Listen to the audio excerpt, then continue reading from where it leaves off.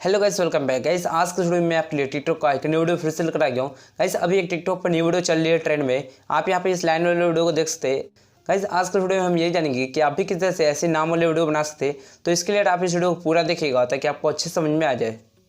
तो इसके लिए आपको सबसे पहले अपने काइमलिस्ट ऐप को ओपन करना है। काइमलिस्ट ऐप को ओपन करने के बाद आपको यहाँ से प्लस आइकन पर क्लिक करके आपको यहाँ से 16:9 का रेशो सेलेक्ट करना है। इस वाले रेशो को सेलेक्ट करने के बाद आपको देखिए यहाँ पे करना क्या होगा। आपको सबसे पहले यहाँ से मीडियो लाइव पे क्लिक करना है और यहाँ पे आपको दो वीडियो को यहाँ पे लेकर आना होगा, जिस वीडियो का लिंक मैंने आपको डिस्क्रिप्शन में दे रखा है। तो यहाँ पर आपको सबसे पहले लाइन वाला वीडियो ले लेना है। उसके बाद जो लास्ट वाला यहाँ पे फुटेज है उसे भी यहाँ पे मैं ले लेता हूँ। इन दोनों वीडियो को लेकर आने के बाद आपको देखिए पे करना है क्या होगा। मुझे यहाँ पे नाम भी लिखना है और साथ ही साथ इसका अगर आपको कलर भी अगर चेंज करना है तो मैं आपको बताऊँगा किस तरह से आप इसका कलर चेंज कर सकते हैं।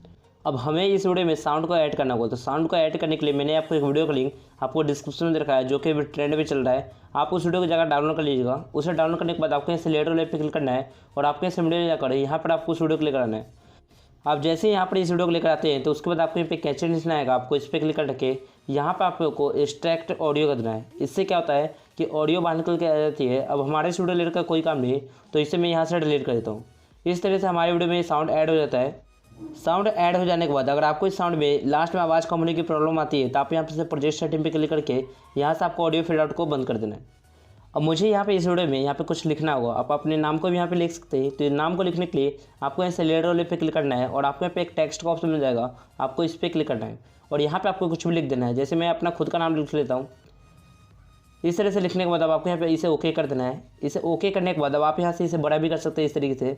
और यहाँ से अगर आपको फॉन्ट स्टाइल देना है तो आपको इस पर क्लिक करना है और आप यहाँ से अच्छा सा फॉन्ट स्टाइल यहाँ पे दे दीजिए। जैसे कि मैं यहाँ पे डिस्प्ले वाला में जाता हूँ और यहाँ से मैं ये वाला फॉन्ट स्टाइल ले लेता हूँ, ईटा ट्रैगलोड का।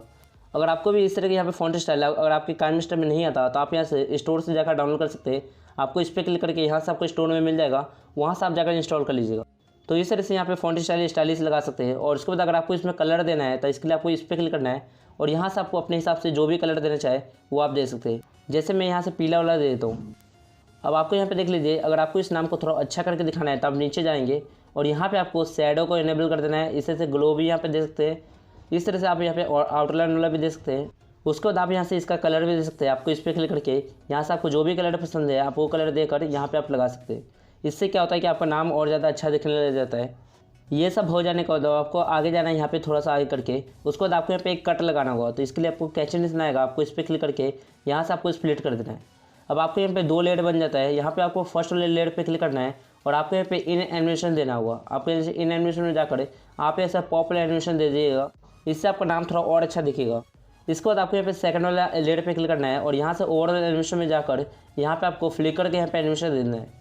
जब आप इस तरह से देंगे तो आपकी वीडियो में कुछ इस तरह से दिखेगा, जो कि आपकी वीडियो को और ज़्यादा अच्छा दिखाएगा। चलिए इस वीडियो को फाइनली प्ले करके आपको दिखा देता हूँ।